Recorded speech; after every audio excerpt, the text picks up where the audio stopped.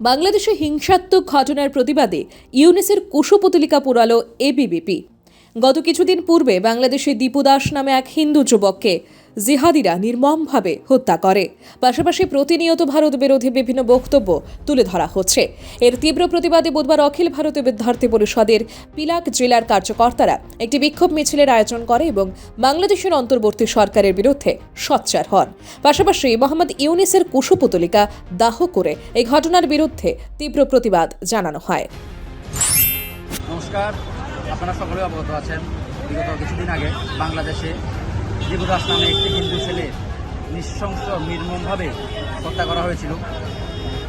সেখানে বাংলাদেশের সরকার এবং ইউনিট সরকারের নেতৃত্বে এই নৃশংস নির্মমভাবে হত্যাটি হয়েছিল।